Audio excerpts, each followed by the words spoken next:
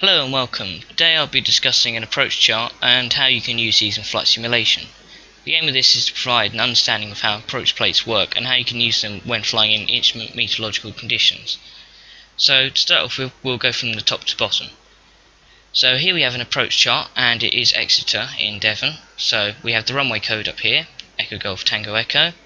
We also have it saying an instrument approach chart, so we know we're going to be approaching a runway. At the top here we have some frequencies. These correspond to the approach, tower, radar and information. We also have some information about the height of the airfield, so the aerodrome elevation is 102 feet, the threshold elevation is also 102 feet, and then we have some information on the bearing and obstacle elevation. We also know our transition altitude is 3,000 feet for this airfield, and that the airfield accepts categories A, B, C and D aircrafts. If we go down to the main part of the chart, which shows you a vertical view of the airfield and the 10 nautical miles surrounding it, we can see a few things. For example, we have the top heights of hills and mountings. So we can tell that this hill here is 1,156 feet high. So if we fly below that, when we get to here, we're going to hit a mounting. You can also tell that there's some obstacle, man-made obstacle here at 797 feet, and you can also tell this for all the other points on the map. Here is an example of some dead air space. So it gives us two main bits of information. Number one, the code that it can be identified by, and number two, the height information. So this airspace you're not allowed to fly through if you're flying below 1,500 feet. And you can tell that it's below 1,500 feet by the line being underneath. If the line is above this, it means that you must be flying below 1,500 feet to be able to go into this airspace. If the lines are above and below, it means that you must be flying at precisely 1,500 feet to be able to go through this airspace. Moving on to the approach itself now, we have three main bits of information. Number one, the ILS identifier and frequency, so I-XR, and the frequency is 109.9. The latitude and longitude of the ILS, the NDB, the identifier EX, and the frequency, which is 337. We then have the Morse code for each of these, so dot dot dash dot dot dash dot dash dot for the ILS, so that when you tune into it you can check that you have actually tuned into the correct ILS and not another ILS close by. And you can tell the same for the NDB. We also know that the procedure can only be done if you're flying below or at 185 knots indicated airspeed. So moving on to the path that you have to fly. The first thing to do when flying the approach is we must approach this NDB here. So for example, let's say we're flying from Dunkerswell in instrument meteorological conditions. So we're going to take off from Dunkerswell and we're going to head directly for the NDB. When we get to the NDB, we can then choose to either start the approach or hold, or as directed by ATC. So for example, let's say we're going to hold. The holding pattern requires that we are doing a left-hand circuit heading 109 degrees and then turning heading 289 degrees. This must be held for 1 minute, and as you can see it says left hand. This is also an altitude that we must fly at, so 2,100 feet this can be flown at. This is the point where we hit a slight problem, because if we go directly to the NDB and then we head 289 degrees, we're going to be heading and backtracking 109 degrees, then we're going to be turning left. We'll be directly over, well, almost directly over the airfield. What we've got to do here is we'll fly for 1 minute heading on 289, so backtracking up to 109 degrees, and then after 1 minute we'll turn and head back to the NDB. This sets us up better for the circuit again.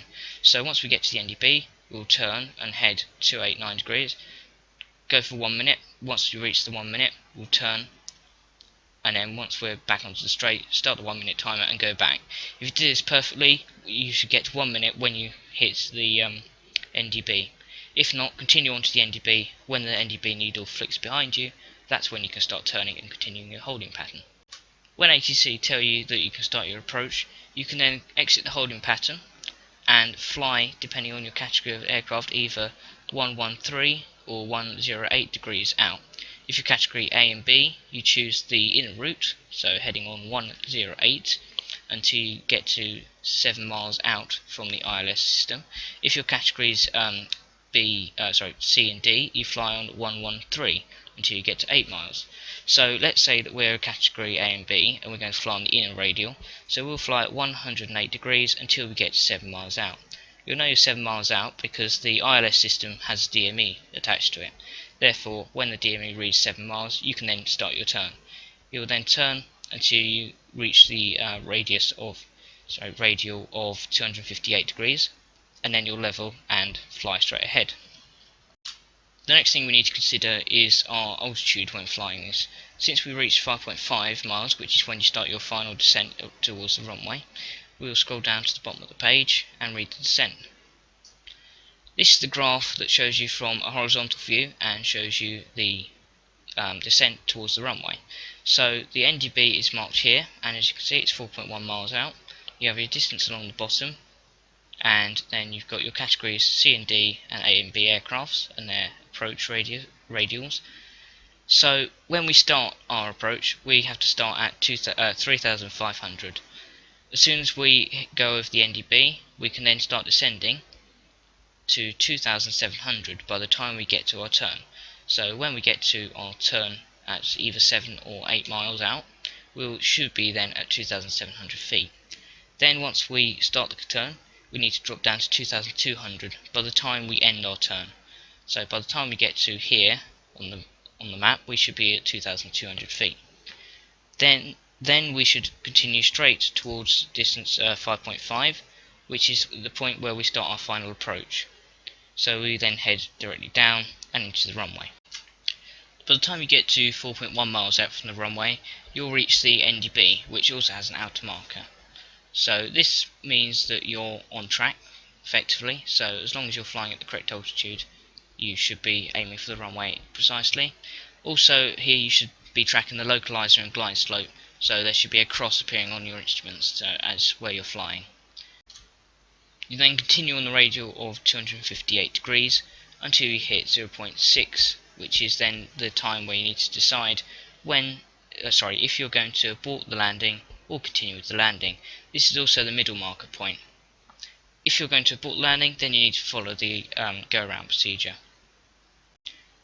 Moving to the top of the chart again, we have the recommended profile glide path at 3.5 degrees.